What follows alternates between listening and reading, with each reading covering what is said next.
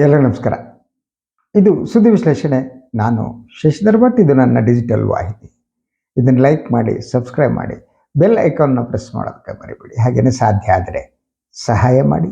ಸ್ವತಂತ್ರ ಪತ್ರಿಕೋದ್ಯಮಕ್ಕೆ ತಮ್ಮ ಕೃಪಾಶೀರ್ವಾದ ಸದಾ ಇರಲಿ. ತಮ್ಮ ಬೆಂಬಲ ನಮಗೆ ಶ್ರೀರಕ್ಷೆ. ನಿನ್ನೆ ಸದನದಲ್ಲಿ ಒಂದು ವಿಚಾರದ ಕುರಿತು ಚರ್ಚೆ ನಡೀತು, ಗಲಾಟೆ ಆಯಿತು. ನಂತರ ಕಲಾಪನೆ ನಡೆದಿಲ್ಲ.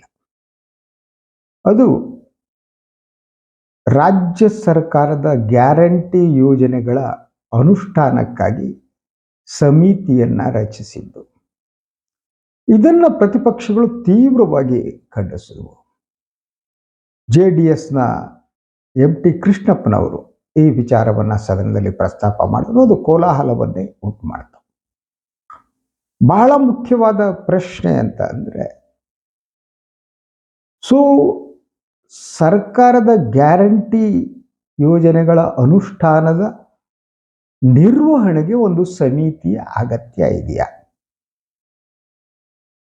ಈ ಸಮಿತಿಯ ಅಗತ್ಯ ಇದೆ ಅಂದರೆ ಈ ಸಮಿತಿಯಲ್ಲಿ ಯಾರನ್ನ ನೇಮಿಸಬೇಕು? ಹಾಗೆ ನೇಮಿಸಿದವರಿಗೆ ನೀವು ಪ್ರತಿ ತಿಂಗಳು ಮಾಸಿಕ ವೇತನವನ್ನ ಕೊಡುವುದಕ್ಕೆ ಅವಕಾಶ ಇದೆಯಾ? ಇದು ಸರಿಯಾದದ್ದ? ಹೀಗೆ ಹಲವು ಪ್ರಶ್ನೆಗಳಿವೆ. ಈ ವಿಚಾರವನ್ನ MT ಕೃಷ್ಣಪ್ಪನವರು ಪ್ರಸ್ತಾಪಿಸಿ ಅವರೊಂದು ಮಾತು ಹೇಳಿದ್ರು. ಈ ತಾಲೂಕು ಮಟ್ಟದ ಮತ್ತು ಜಿಲ್ಲಾ ಮಟ್ಟದ ಅನುಷ್ಠಾನ ಸಮಿತಿ ಏನಿದೆ, ಸಮಿತಿಯ ಅಧ್ಯಕ್ಷರಿಗೆ 40,000 ರೂಪಾಯಿ, ಉಪಾಧ್ಯಕ್ಷರಿಗೆ ಹಾಗೂ ಸದಸ್ಯರುಗಳಿಗೆ ಕೂಡ ಮಾಸಿಕ ವೇತನವನ್ನ ನಿಗದಿಪಡಿಸಲಾಗಿದೆ. ಇದು ಸಾರ್ವಜನಿಕರ ತೆರಿಗೆ ಹಣ. ಇದನ್ನ ಕಾಂಗ್ರೆಸ್ ಕಾರ್ಯಕರ್ತರಿಗೆ ಯಾಕೆ ವ್ಯಯಿಸ್ತೀರಿ? ಇದು ಅವರ ಪ್ರಶ್ನೆ ಆಗಿತ್ತು. ಪ್ರತಿಪಕ್ಷದ ಹಲವು ಸದಸ್ಯರುಗಳು ಕೂಡ ಇದಕ್ಕೆ ಧ್ವನಿಗೂಡಿಸಿದರು. ಪ್ರತಿಪಕ್ಷದ ನಾಯಕರಾಗಿರುವ R ಅಶೋಕ್ ಕೂಡ ಇದನ್ನ ಸೀರಿಯಸ್ ಆಗಿ ಪರಿಗಣಿಸಿದರು. ಮಾತಿಗೆ ಮಾತು ಬೆಳೀತು. ಇವತ್ತು ಕೂಡ ಇದರ ವಿರುದ್ಧ ಸದನದ ಹೊರಗಡೆ ಪ್ರತಿಭಟನೆಗಳನ್ನ ಪ್ರತಿಪಕ್ಷದ ಸದಸ್ಯರುಗಳು ಮಾಡಿದರು. ಈ ಸಮಿತಿಗೆ ರಚನೆಯ ಬಗ್ಗೆ DK ಶಿವಕುಮಾರ್ ಅವರು ಡಿಫೆಂಡ್ ಮಾಡ್ಕೊಂಡ್ರು. ಕೈ ಕಾರ್ಯಕರ್ತರಿಗೆ ಸಂಬಳ ಕೊಟ್ಟರೆ ತಪ್ಪೇನು ಅದವರ ಪ್ರಶ್ನೆ. ಕಾಂಗ್ರೆಸ್ ಸರ್ಕಾರ ಬರುವುದಕ್ಕೆ ಕಾರ್ಯಕರ್ತರು ಕೆಲಸ ಮಾಡಿದ್ದಾರೆ. ಹೀಗಾಗಿ ಅವರನ್ನು ನಾವು ನೇಮಿಸಿದ್ದೇವೆ ಅನ್ನುವ ರೀತಿಯ ಡಿಫೆನ್ಸ್ ಅವ್ರದ್ದಾಗಿತ್ತು. ಒಂದು ಸರ್ಕಾರ ಕಾರ್ಯವನ್ನು ನಿರ್ವಹಿಸುವಾಗ ಖಾಸಗಿ ವ್ಯಕ್ತಿಗಳನ್ನು ಎಷ್ಟರ ಮಟ್ಟಿಗೆ ನೇಮಿಸ್ಬೋದು, ಯಾಕಾಗಿ ನೇಮಿಸ್ಬೋದು ಅನ್ನುವ ಪ್ರಶ್ನೆ ಇದೆ. ಅದಕ್ಕೂ ಮೊದಲು ನಾನು ಹೇಳೋದಕ್ಕೆ ಇಷ್ಟಪಡೋದು, ನಾನು ಗ್ಯಾರಂಟಿ ಯೋಜನೆಗಳ ಸಮರ್ಥನೆ ಮಾಡುವವನಾಗಿದ್ದೇನೆ. ಯಾಕಂದರೆ ರೂರಲ್ ಎಕಾನಮಿಯಲ್ಲಿ ಮನಿ ಫ್ಲೋ ಇದರಿಂದ ಆಗುತ್ತೆ ಅನ್ನೋದು ನನಗೆ ಗೊತ್ತಿದೆ. ನಾನು ಭಾಳ ಸಂದರ್ಭದಲ್ಲಿ ಹೇಳುವಾಗ ನಾನು ಎಕಾನಮಿಕ್ಸನ್ನು ಓದ್ದವನು. ಗ್ರಾಮಾಂತರ ಪ್ರದೇಶದಲ್ಲಿ ಮಾರುಕಟ್ಟೆಯಲ್ಲಿ ಮನಿ ಫ್ಲೋ ಆಗುವುದಕ್ಕೆ ಈ ಯೋಜನೆಗಳು ಹೆಲ್ಪ್ ಮಾಡ್ತವೆ. ಈ ಯೋಜನೆಗಳನ್ನು ಅನುಷ್ಠಾನ ಮಾಡುವುದಕ್ಕೆ ಆಯಾ ಇಲಾಖೆಗಳಿವೆ. ಶಕ್ತಿ ಯೋಜನೆ for example KSRTC, BTS, KSRTC ಇದೆ, ಮಾಡುತ್ತೆ. ಈಗಿರುವಂಥ ಸಂದರ್ಭದಲ್ಲಿ ಹೀಗೆ ಅಧಿಕಾರೇತರ ಖಾಸಗಿ ವ್ಯಕ್ತಿಗಳನ್ನು ನೇಮಕ ಮಾಡಿದ್ದು ಯಾಕೆ ಅನ್ನುವ ಪ್ರಶ್ನೆಗೆ DK ಶಿವಕುಮಾರ್ ಅವರು ಉತ್ತರ ಕೊಟ್ಟಿದ್ದಾರೆ.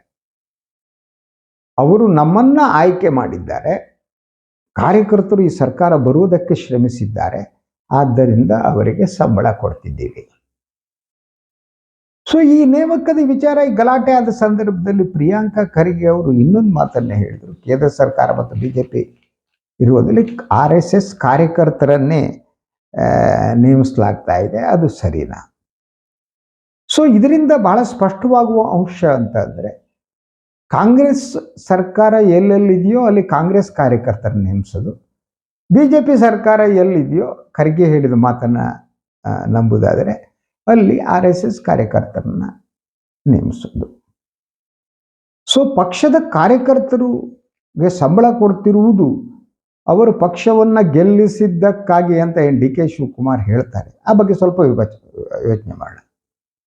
ಕಳೆದ ಚುನಾವಣೆಯಲ್ಲಿ ಕಾಂಗ್ರೆಸ್ 135 ಸ್ಥಾನದಲ್ಲಿ ಆಯ್ಕೆಯಾಗುವುದಕ್ಕೆ ಕಾಂಗ್ರೆಸ್ ಕಾರ್ಯಕರ್ತರು ಕಾರಣನು, ಈ ರಾಜ್ಯದ ಮತದಾರರು ಕಾರಣ. ಈ ರಾಜ್ಯದ ಮತದಾರರೆಲ್ಲ ಕಾಂಗ್ರೆಸ್ ಕಾರ್ಯಕರ್ತರ ಕಿಸೆಯಲ್ಲಿ, ಜೇಬಿನಲ್ಲಿದ್ದವರು. ಅವರು ಎಲ್ಲಿರುವವರು? ಕಾಂಗ್ರೆಸ್ ಕಾರ್ಯಕರ್ತರು ಕೆಲಸ ಮಾಡಿರಬಹುದು, ನಾನು ನಿರಾಕರಿಸಲಾರೆ. ಆದರೆ ಕನ್ನಡ ನಾಡಿನ ಜನತೆಗೆ ಬದಲಾವಣೆ ಬೇಕಾಗಿತ್ತು. ಕನ್ನಡ ನಾಡಿನ ಜನ ಬಿಜೆಪಿ ಸರ್ಕಾರವನ್ನ ಒದ್ದೋಡಿಸಿ ಕಾಂಗ್ರೆಸ್ ಅನ್ನ ತರುವ ತೀರ್ಮಾನಕ್ಕೆ ಬಂದಿದ್ರು. ನೀವು ಜನತೆಗೆ ಗ್ಯಾರಂಟಿಯ ಆಶ್ವಾಸನೆಗಳನ್ನು ನೀಡಿದ್ದೀರಿ. ಗ್ಯಾರಂಟಿಯನ್ನ ಕೊಡಬೇಕಾದ್ದು ನಿಮ್ಮ ಕರ್ತವ್ಯ, ಅದನ್ನು ಮಾಡಿದ್ದೀರಿ. ಆದರೆ ಅದರ ಮೇಲೆ ಕಾಂಗ್ರೆಸ್ ಕಾರ್ಯಕರ್ತರನ್ನ ನೀವು ರಿಹ್ಯಾಬಿಲಿಟೇಟ್ ಮಾಡ್ತೀರಿ ಅಂತಾದ್ರೆ ಅದು ಈ ರಾಜ್ಯದ ತೆರಿಗೆ ಕೊಡುವವರಿಗೆ ಮಾಡುವ ದ್ರೋಹ ಮತ್ತು ಅವಮಾನ ಆಗುತ್ತೆ. ಇಲ್ಲ, ಈ ಮಾತನ್ನ ನಾನು ಕಾಂಗ್ರೆಸ್ಸಿಗೆ ಮಾತಾಡ್ತಾರೆ. ಬಿಜೆಪಿಯವರು ಬೇರೆ ಬೇರೆ ಕಡೆ RS ಕಾರ್ಯಕರ್ತರನ್ನ ನೇಮಿಸ್ತಾ ಇರೋದು, ಎಲ್ಲ ಸಚಿವರಿಗೆ ಪ್ರತಿಯೊಬ್ಬರು RS ಆಕ್ಟಿವಿಸ್ಟ್, ಅದನ್ನು ಸೇರಿಸಿ ನಾನು ಹೇಳ್ತೇನೆ. ಅದನ್ನು ನೀವು ನಿಮ್ಮ ಪಕ್ಷದ ನಿಮ್ಮ ಕಾರ್ಯಕರ್ತರನ್ನ ರಿಹ್ಯಾಬಿಲಿಟೇಟ್ ಮಾಡುವುದಾದರೆ ಈ ರಾಜ್ಯದ ಜನರನ್ನ ಯಾರು ರಿಹ್ಯಾಬಿಲಿಟೇಟ್ ಮಾಡುವವರು? ಅವರ ಸಮಸ್ಯೆಗಳನ್ನು ಕೇಳುವವ್ರ? ಇದಕ್ಕೆ ಬಿಜೆಪಿ ಕಾಂಗ್ರೆಸ್ ಇಬ್ರು ಕೂಡ ಉತ್ತರ ಕೊಡಬೇಕು. ಇನ್ನು ಇಂತಹ ಯೋಜನೆಗಳ ಅನುಷ್ಠಾನಕ್ಕೆ ಸರ್ಕಾರೇತರ ಸಮಿತಿಗಳು ಬೇಕು ಅಂತಾದ್ರೆ ಬ್ಯೂರೋಕ್ರಸಿ ಏನು ಹರಿತ ಕೂತಿರುತ್ತಾ? ಆಯಾ ಇಲಾಖೆ ಏನು ಮಾಡ್ತಾರೆ? ಅನುಷ್ಠಾನ ಯಾವ ಯೋಜನೆ ಆಗುತ್ತಾ ಇದೆಯೋ ಇಲ್ವೋ ಅನ್ನೋ ನೋಡುವುದಕ್ಕೆ ಯಾಕೆ ಪ್ರತ್ಯೇಕವಾದ ಖಾಸಗಿ ವ್ಯವಸ್ಥೆ ಬೇಕು? ಶಕ್ತಿ ಯೋಜನೆಗೆ KSRTC ಇಲ್ದ್ರೆ ಗೊತ್ತಾಗುತ್ತೆ ಅನುಷ್ಠಾನ ಅಲ್ವಾ? ಅನ್ನಭಾಗ್ಯ ಯೋಜನೆ ಆಯ್ತೋ ಇಲ್ಲೋ ಆಹಾರ ಮತ್ತು ನಾಗರಿಕ ಸರಬರಾಜು ಇಲಾಖೆ ಗೊತ್ತಿರುತ್ತೆ ಎಷ್ಟಾಗಿದೆ, ಏನಾಗಿದೆ. ಈ ಖಾಸಗಿಯವರು ಈ ಅನುಷ್ಠಾನ ನೋಡೋದಾದ್ರೆ ಏನ್ ಮಾಡ್ತಾರೆ? ಅವರು ಅನ್ನಭಾಗ್ಯ ಆಗ್ತಾ ಇಲ್ಲ ಅಂತ ಹೇಳಿ ರೇಷನ್ ಅಂಗಡಿ ಎದುರು ನಿಂತ್ಕೋತಾರ? ಏನ್ ಮಾಡ್ತಾರೆ? ಅವರ ವರ್ಕ್ ಏನು ಅವ್ರದ್ದು? ಅವರಿಗೆ ಯಾಕೆ ಅದರ ಅಧ್ಯಕ್ಷರಿಗೆ ತಿಂಗಳಿಗೆ 40,000 ರೂಪಾಯಿ ಸರ್ಕಾರದ ಹಣವನ್ನು ಕೊಡ್ತೀರಿ ನೀವು? ನಿಮ್ಮ ಪಕ್ಷದ ಕಾರ್ಯಕರ್ತರು ನಿಮ್ಮನ್ನ ಆಯ್ಕೆ ಮಾಡಿದ್ರೆ ನೀವು ನಿಮ್ಮ ಪಕ್ಷದ ನಿಧಿಯಿಂದ ದುಡ್ಡು ಕೊಟ್ಟುಕೊಳ್ಳಿ, ಇನ್ನೊಂದು ಕೊಟ್ಟುಕೊಳ್ಳಿ. ರಾಜ್ಯದ ಮತದಾರರಿದ್ದಾರಲ್ವಾ, ಮತದಾರರು ಅವರು ಯಾವುದೇ ಪಕ್ಷಕ್ಕೆ ಸೇರಿದವರಲ್ಲ. ಅವ್ರು ಕಾಂಗ್ರೆಸ್ಸಿಗೆ ಹಾಕ್ಬೋದು, ಅವ್ರು ಬಿಜೆಪಿಗೆ ಹಾಕ್ಬೋದು. ಅವರು ಯಾವ ಸರ್ಕಾರ ಬರಬೇಕು ಅಂತ ಇಷ್ಟಪಡ್ತಾರೋ ಆ ಸರ್ಕಾರವನ್ನು ತರೋದಕ್ಕೆ ಪ್ರಯತ್ನ ಮಾಡ್ತಾರೆ. ಅವರಿಗೆ ಗೌರವಿಸಬೇಕಾದ್ದು ಕರ್ತವ್ಯ. ನೀವು ಚುನಾವಣಾ ಪ್ರಣಾಳಿಕೆಯಲ್ಲಿ ಏನು ಆಶ್ವಾಸನೆ ಕೊಟ್ಟಿದ್ದೀರಿ ಅದು ಇಂಪ್ಲಿಮೆಂಟ್ ಆಯ್ತೋ ಇಲ್ಲವೋ ಅನ್ನೋದು ನೋಡೋದೇನಿದೆ, ಅದು ನಿಮ್ಮ ಕರ್ತವ್ಯ. ಅದಕ್ಕೆ ಕಾರ್ಯಕರ್ತರನ್ನ ನೇಮಿಸಿದ್ರೆ ಪಕ್ಷದ ನಿಧಿಗೆ ಜನರ ಸಾಮಾನ್ಯರ ದುಡ್ಡನ್ನು ಈಗಾಗಲೇ ಈಗ ನೋಡಿ 52 ಸಾವಿರ ಕೋಟಿ ಈ ಒಂದು ಗ್ಯಾರಂಟಿಗಳಿಗೆ ವೆಚ್ಚ ಆಗ್ತಾ ಇದೆ. ನೀವು ಇದರ ಅನುಷ್ಠಾನ ನೋಡುವುದಕ್ಕೆ ಇನ್ನೊಂದು 15 ಕೋಟಿ, ಅಕಾರ್ಡಿಂಗ್ ಟು ಕೃಷ್ಣಪ್ಪ 15-20 ಕೋಟಿ. ಆ 15-20 ಕೋಟಿ ರೂಪಾಯಿ ಹಣವನ್ನ ಯಾಕೆ ಕಾಂಗ್ರೆಸ್ ಕಾರ್ಯಕರ್ತರಿಗೆ ಹಂಚ್ತೀರಿ? ಇದಕ್ಕೆ ಜನರಿಗೆ ಉತ್ತರ ಕೊಡಬೇಕಾದ್ದು ನಿಮ್ಮ ಕರ್ತವ್ಯ. ನೋಡಿ, ಅವ್ರು ಸಮರ್ಸ್ಕೊಂಡಿದ್ದು DK ಶಿವಕುಮಾರ್ ಹೇಗೆ ಅನ್ನೋದು ಹೇಳ್ತೀನಿ ನಿಮಗೆ. ಗ್ಯಾರಂಟಿ ಸಮಿತಿ ಅಧ್ಯಕ್ಷರು ಮತ್ತು ಉಪಾಧ್ಯಕ್ಷರಿಗೆ ಸರ್ಕಾರದಿಂದ ಸಂಬಳ ಕೊಡುವುದನ್ನು ಉಪಮುಖ್ಯಮಂತ್ರಿ DK ಶಿವಕುಮಾರ್ ಬಲವಾಗಿ ಸಮರ್ಥಿಸಿಕೊಂಡರು. ವಿಧಾನಸಭೆಯಲ್ಲಿ ಬಿಜೆಪಿ JDS ಸದಸ್ಯರ ಧರಣಿ ಮತ್ತು ಗದ್ದಲದ ಮಧ್ಯೆ ಮಾತನಾಡಿದ ಅವರು ಕಾಂಗ್ರೆಸ್ ಕಾರ್ಯಕರ್ತರಿಗೆ ಸಂಬಳ ನೀಡುತ್ತಿರುವುದನ್ನು ಸಹಿಸಿಕೊಳ್ಳಲು ನಿಮಗೆ ಆಗುತ್ತಿಲ್ಲವೇ ಅಂತ ಪ್ರಶ್ನಿಸಿದರು. ಕಾಂಗ್ರೆಸ್ ಕಾರ್ಯಕರ್ತರಿಗೆ ನೀವು ಕೊಡೋದ್ರ ಮೂಲಕ ಸಾಮಾನ್ಯ ಮತದಾರರಿಗೆ ನೀವು ದ್ರೋಹ ಬಗೆತೀರಿ ಅಂತ ಅನಿಸ್ಬೇಕಲ್ವಾ? ನೀವು ಮತದಾರರನ್ನ ಗೌರವಿಸಬೇಕು, ಅದು ನೀವು ಕೊಟ್ಟ ಆಶ್ವಾಸನೆಯನ್ನ ಅನುಷ್ಠಾನಗೊಳಿಸುವ ಮೂಲಕ, ಜನಪರವಾದ ಕಾರ್ಯಕ್ರಮಗಳ ಮೂಲಕ, ಅಭಿವೃದ್ಧಿಯಲ್ಲಿ ಸಾಮಾನ್ಯ ಜನರಿಗೆ ಪಾಲನ್ನು ನೀಡುವ ಮೂಲಕ, ಅದರ ಬದಲಾಗಿ ನೀವು ಕಾಂಗ್ರೆಸ್ ಕಾರ್ಯಕರ್ತರಿಗೆ ಪಾಲನ್ನ ಕೊಡ್ತೀರಿ ಅಂತಾದ್ರೆ ಅದು ಸಾಮಾನ್ಯ ಮತದಾರರಿಗೆ ಮಾಡುವ ದ್ರೋಹ. ಅವರು ಹೇಳ್ತಾರೆ, ಬೆಲೆ ಏರಿಕೆಯಿಂದ ತತ್ತರಿಸಿದ್ದ ಜನರ ನೆರವಿಗಾಗಿ ಗ್ಯಾರಂಟಿ ಯೋಜನೆಗಳನ್ನ ಜಾರಿಗೊಳಿಸಿದ್ದೇವೆ. ಕಾಂಗ್ರೆಸ್ ಅಧಿಕಾರದಲ್ಲಿ ಇರುವವರೆಗೂ ಅವು ಮುಂದುವರಿಯುತ್ತವೆ. ಅವುಗಳು ಸರಿಯಾಗಿ ಜನರಿಗೆ ತಲುಪುತ್ತೆಯೋ ಇಲ್ಲವೋ ಎಂಬುದರ ಪರಿಶೀಲನೆಗೆ ಕಾಂಗ್ರೆಸ್ ವತಿಯಿಂದ ಸಮಿತಿ ರಚಿಸಿದ್ದೇವೆ. ಗ್ಯಾರಂಟಿ ಯೋಜನೆಯನ್ನು ತಂದು ನೀವು ಒಳ್ಳೆ ಕೆಲಸ ಮಾಡಿದ್ದೀರಿ. ಸೊ ಗ್ಯಾರಂಟಿ ಯೋಜನೆಯನ್ನ ಎಂದು ನಿಲ್ಲಿಸುವುದೆಲ್ಲ ಮುಂದುವರಿಸ್ತೀರಿ ಅನ್ನುವ ಆಶ್ವಾಸನೆ ಕೊಟ್ಟಿದ್ದೀರಿ, ಅದಕ್ಕೂ ಕೃತಜ್ಞತೆಗಳು. ಆದರೆ ಅನುಷ್ಠಾನಗೊಳಿಸುವುದು ಇಲ್ಲೋ ಅನ್ನೋದು ಕಾಂಗ್ರೆಸ್ ಪಕ್ಷದ ವತಿಯಿಂದ ನೀವು ಕಾಂಗ್ರೆಸ್ ಪಕ್ಷದ ವತಿಯಿಂದ ಸಮಿತಿ ರಚಿಸಿದರೆ ಅವರಿಗೆ ಸಂಬಳ ಕೊಡಬೇಕಾದ್ದು ಕಾಂಗ್ರೆಸ್ ಪಕ್ಷ, ಸರ್ಕಾರ ಅಲ್ಲ. ಸರ್ಕಾರದ ವತಿಯಿಂದ ನೀವು ನೇಮಿಸಿದ್ರೆ ಆವಾಗ ಸರ್ಕಾರದಿಂದ ಸಂಬಳ ಕೊಡ್ಬೋದಾಗಿತ್ತು. ನೀವು ಕಾಂಗ್ರೆಸ್ ಪಕ್ಷದ ವತಿಯಿಂದ ಅಂತ ಹೇಳ್ತೀವಿ ಅಲ್ವಾ?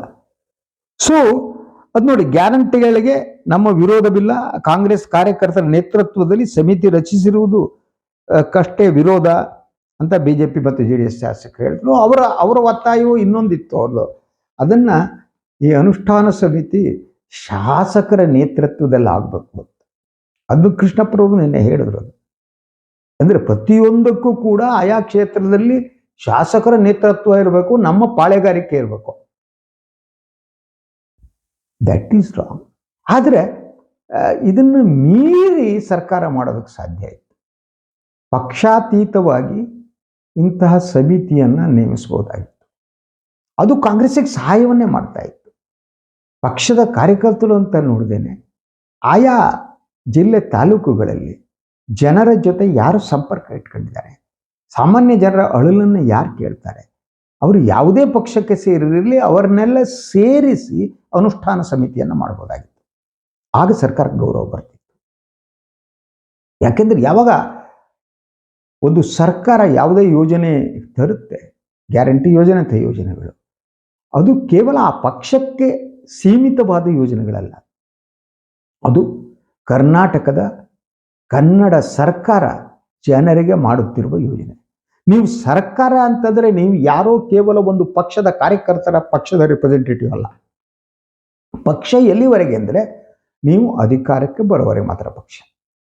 ನೀವು ಅಧಿಕಾರಕ್ಕೆ ಬಂದ ಮೇಲೆ ಇಡೀ ಸಮಾಜ ಸಮುದಾಯಗಳ ಏನಿವೆ ಅದರ ಪ್ರತಿನಿಧಿಯಾಗಿ ನೀವು ಸರ್ಕಾರ ನಡೆಸ್ತಿರ್ತೀರಿ. ನೀವು ನಮ್ಮ ಸರ್ಕಾರ ಕೇವಲ ಕಾಂಗ್ರೆಸ್ ಸರ್ಕಾರ, ನಾವು ಕಾಂಗ್ರೆಸ್ ಕಾರ್ಯಕರ್ತರಿಗೆ ಮಾತ್ರ ಸಹಾಯ ಮಾಡ್ತೀವಿ, ಉಳಿದವ್ರಿಗೆ ಮಾಡಲ್ಲ, ಅದು ಡೆಮೋಕ್ರಸಿ ಅಲ್ಲ. No, that not democracy. ಜನತಂತ್ರದಲ್ಲಿ ನೀವು ಆಯ್ಕೆಯಾಗಿ ಬಂದ ಮೇಲೆ ಮಾಡೋಂಥದ್ದು. ಅದ್ರ ಜೊತೆಗೆ ಏನು ಗೊತ್ತಾ, ನೀವು ಯಾವುದೇ ಕ್ಷೇತ್ರದಲ್ಲಿ ಗ್ಯಾರಂಟಿ ಯೋಜನೆಗಳ ಅನುಷ್ಠಾನ ಆಗ್ತಾ ಇದೆಯಲ್ಲ ನೋಡೋದಕ್ಕೆ ಬೇರೆ ಬೇರೆ ವ್ಯವಸ್ಥೆಗಳಿವೆ. ನೀವು ಅಧಿಕಾರಿಗಳಿಂದ ತಂದ್ಕೋಬೋದು, ಅಲ್ಲಿ ಜನಪ್ರತಿನಿಧಿಗಳಿರ್ತಾರೆ ಅಲ್ವಾ? ಸೊ MLAಗಳಿರ್ತಾರೆ, ಅವ್ರೇನಾರು ಆಗದಿದ್ದರೆ ಸಲಹೆ ತರ್ತಾರೆ. ಕಾರ್ಪೊರೇಷನು ನಗರಸಭೆ ಇದ್ದರೆ ಅವ್ರು ಯಾರೋ ಗಮನಕ್ಕೆ ತರ್ತಾರೆ ಅಲ್ವಾ? ಜಿಲ್ಲಾ ಪಂಚಾಯತ್ ವ್ಯವಸ್ಥೆ ಇದೆ ಇಲ್ಲಿ. ಅಂಥ ಜಿಲ್ಲಾ ಪಂಚಾಯತ್ ವ್ಯವಸ್ಥೆಯನ್ನು ಹೇಗೆ ಬೇಕಾದರೆ ಇದು ಅನುಷ್ಠಾನಕ್ಕೆ ಬಳಸ್ಕೋಬೋದಾಗಿತ್ತು ಅವ್ರು ಆಯ್ಕೆಯಾದವರು. ಅದನ್ನೇನು ಮಾಡ್ದೇನೆ ಕೇವಲ ಕಾಂಗ್ರೆಸ್ ಕಾರ್ಯಕರ್ತರ ರಿಹ್ಯಾಬಿಲಿಟೇಷನ್ಗಾಗಿ ನೀವು ಸಂಬಳ ಕೊಡ್ತೀರಿ ಅಂತಂದರೆ ಇದು ಕ್ಷಮಾರ್ಹ ಅಲ್ಲ. It is not correct. ಅದು ಜನರ ಇಟ್ಟಿರುವ ನಂಬಿಕೆಗೆ ಮಾಡುವ ದ್ರೋಹ ಅಂತಾನೆ ನನಗೆ ಅನ್ಸುತ್ತೆ. The should change. ಅದಾದ ಮೇಲೆ ಗಲಾಟೆ ಎಲ್ಲ ಆದಮೇಲೆ DK ಅವರು ಹೇಳಿದ್ರು, ನಾವು ಸಚಿವ ಸಂಪುಟ ಸಭೆಯಲ್ಲಿ ಇದನ್ನ ಇಟ್ಟು ಚರ್ಚೆ ಮಾಡ್ತೀವಿ ಅಂತ. That's a good thing. ಚರ್ಚೆ ಮಾಡಿ ಬದಲಿಸಿ ಆಯಾ ಪ್ರದೇಶ ಯಾರ್ಯಾರು ಸೇವೆ ಮಾಡಿದವರು ಇರ್ತಾರೆ, ಬೇರೆ ಬೇರೆ ಕ್ಷೇತ್ರಗಳ ರಿಪ್ರೆಸೆಂಟೇಟಿವ್ ಇರ್ತಾರೆ, ಬೇರೆ ಬೇರೆ ಕ್ಷೇತ್ರಗಳ ಸಾಧನೆ ಮಾಡಿದವರು ಇರ್ತಾರೆ, ಜನರ ಜೊತೆಗೆ ನಿಕಟ ಸಂಪರ್ಕ, ಅಂಥವರನ್ನು ಪಕ್ಷವನ್ನು ಬಿಟ್ಟು ಮಾಡಿ ಕೇವಲ ನಿಮ್ಮ ಚೇಲಾಗಳು, ನಿಮ್ಮ ಬ್ಯಾಗ್ ಹಿಡ್ಕೊಂಡು ನಿಂತ್ಕೊಳ್ಳೋರು, ನಿಮ್ಗೆ ಜೈಕಾರ ಹಾಕುವವರು, ಅಂಥವ್ರನ್ನ ಮಾತ್ರ ಸೇರಿಸಿ ನೀವು ಅದನ್ನು ಪಕ್ಷದಲ್ಲಿ ಮಾಡ್ಕೊಳ್ಳಿ, ನೋ ಇಶ್ಯೂ. ಆದರೆ ಇದು ಪಕ್ಷಕ್ಕೆ ಮೀರಿದ್ದು. ನೀವು ಆ ರೀತಿ ಮಾಡಿದರೆ ನಿಮಗೆ ಗೌರವ ಬರಲ್ಲ. ಇಷ್ಟು ಮಾತ್ರ ನಾನು ಹೇಳಬಲ್ಲೆ. ಇದು ಇವತ್ತಿನ ಸುದ್ದಿ ವಿಶ್ಲೇಷಣೆ. ಇನ್ನೊಂದು ವಿಚಾರದೊಂದಿಗೆ ಮತ್ತೆ ಬರ್ತೀನಿ. ನನ್ನ ವಾಹಿನಿ ಲೈಕ್ ಮಾಡಿ, ಸಬ್ಸ್ಕ್ರೈಬ್ ಮಾಡಿ, ಬೆಲ್ ಐಕಾನ್ನ ಪ್ರೆಸ್ ಮಾಡೋದಕ್ಕೆ ಮರಿಬೇಡಿ. ಹಾಗೆ ಸಾಧ್ಯ ಆದರೆ ಸಹಾಯ ಮಾಡಿ. ಸ್ವತಂತ್ರ ಪತ್ರಿಕೋದ್ಯಮಕ್ಕೆ ತಮ್ಮ ಬೆಂಬಲ ಸದಾ ಇರಲಿ. ಎಲ್ಲರಿಗೂ ನಮಸ್ಕಾರ.